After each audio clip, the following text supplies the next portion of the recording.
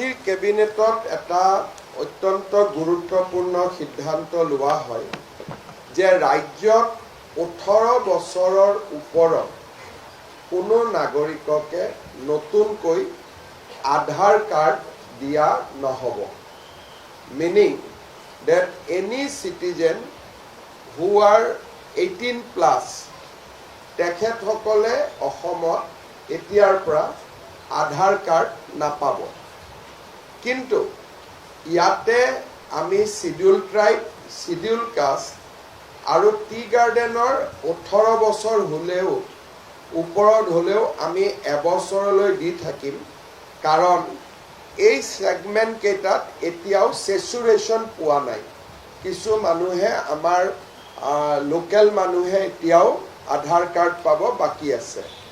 গতিকে 18 বছৰৰ ওপৰত এতিয়াৰ পৰা আমাৰ অসমত কোনেও আধাৰ কাৰ্ড নাপাব, with the exception of ST, SC and tea garden. That is also for another 1 year. এবছৰৰ পিছত এই কমিউনিটিৰো আধাৰ কাৰ্ড নৰ্মেলি নাপাব। যদি কোনোবা আদাৰ কাষ্টৰ মানুহ আধাৰ কাৰ্ড পাব বাকি থাকি গ'ল, তেখেতসকলে উইদিন দিছ মান্থ, এই মাহৰ ভিতৰত আমি আবেদন কৰিবৰ কাৰণে আহ্বান জনাম যে ইয়াৰ পিছত এই উইণ্ডোটো খোলা নাথাকিব। সেইকাৰণে আমি সেপ্টেম্বৰ মাহটো তেওঁলোকক আবেদন কৰিবৰ কাৰণে সময় দিম আৰু এই যিখন নটিফিকেশ্যন, এই নটিফিকেশ্যনখন অক্টোবৰৰ প্ৰথম সপ্তাহৰ পৰা কাৰ্যত পৰিণত হ'ব। তাৰ পিছতো কোনোবা যদি বিশেষ মানুহ বিশেষ কাৰণত বাদ পৰি যায়, তেওঁলোকে ডিচিক এপ্লাই কৰিব লাগিব আৰু ডিচিয়ে SB, ফৰেনাৰ্ছ ট্ৰিব্যুনেল সকলোৰ লগত কথা বতৰা পাতি ৰেয়াৰেষ্ট অফ দ্য ৰেয়াৰ কেছত দিব পাৰিব। যদি কোনোবা বাদ পৰি একেবাৰে মানে কিবা কাৰণত দিবই লাগে, মোৰ বেমাৰ আছিল, মই যাব নোৱাৰিলোঁ বা মই অসমত নাছিলোঁ, এনেকুৱা কিছুমান থাকিলে অকল ডিচিয়েহে আধাৰ কাৰ্ডখন দিব পাৰিব, বেলেগ কোনেও নোৱাৰে। এই সিদ্ধান্তটো আমি এইকাৰণে লৈছোঁ যে যোৱা কিছুদিনত, বিশেষকৈ যোৱা এটা বছৰত আমি বাংলাদেশৰ পৰা অহা ইলিগেল বাংলাদেশীক আমি নিৰন্তৰ বৰ্ডাৰত ধৰি আছোঁ। যোৱা কালিও আমি 7 জনক পুছবেক কৰিছোঁ, কিন্তু আমি নিশ্চিত নহয় যে আমি সকলোকে ধৰিব পাৰিছোঁ বুলি।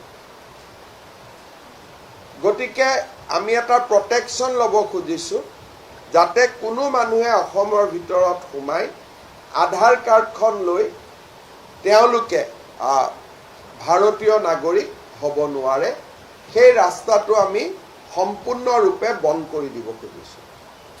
আকৌ এবাৰ মই ৰিপিট কৰিছোঁ, 18 বছৰৰ ওপৰত কোনো নাগৰিকে অসমত আধাৰ কাৰ্ড নাপাব। যিসকলে ইতিমধ্যে আধাৰ কাৰ্ড লোৱা নাই, ছেপ্টেম্বৰ মাহত তেওঁলোকে আবেদন কৰক, আমি এমাহৰ কাৰণে উইণ্ডো এটা খোলা ৰাখিম। দ্বিতীয়তে ST, SC আৰু টি গাৰ্ডেনৰ কাৰণে এই উইণ্ডোটো এবছৰৰ কাৰণে খোলা থাকিব আৰু ইয়াৰ পিছতো সময়সীমা পাৰ হৈ যোৱাৰ পিছতো যদি ৰেয়াৰেষ্ট অফ দ্য ৰেয়াৰ কেছত কোনোবা মানুহে আবেদন কৰে, SDC বা চাৰ্কুল অফিচাৰে দিব নোৱাৰিব, অকল ডিচিয়ে দিব পাৰিব।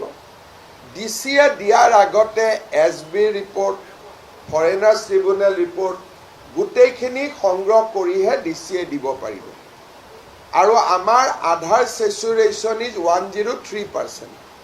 তাৰমানে এনেকুৱা মানুহ কোনো বাদ পৰি যোৱা নাই 18 বছৰৰ ওপৰত যোনে আধাৰ নোলোৱাকৈ আছে, এক্সেপ্ট ST, SC আৰু টি গাৰ্ডেন। বাকী সকলোৱে আধাৰ লৈছে। চতুৰ্থতে, যি ধৰণে আমি বাংলাদেশী নাগৰিকক আবদ্ধ কৰিছোঁ, 100% আমি যিহেতু কৰিব পাৰিছোঁ বুলি ভবা নাই। গতিকে এই ক্ষেত্ৰত যিকোনো মানুহে নাগৰিকত্ব যাতে আধাৰৰ জৰিয়তে ল'ব নোৱাৰে, this decision will act as a big ডিটাৰেণ্ট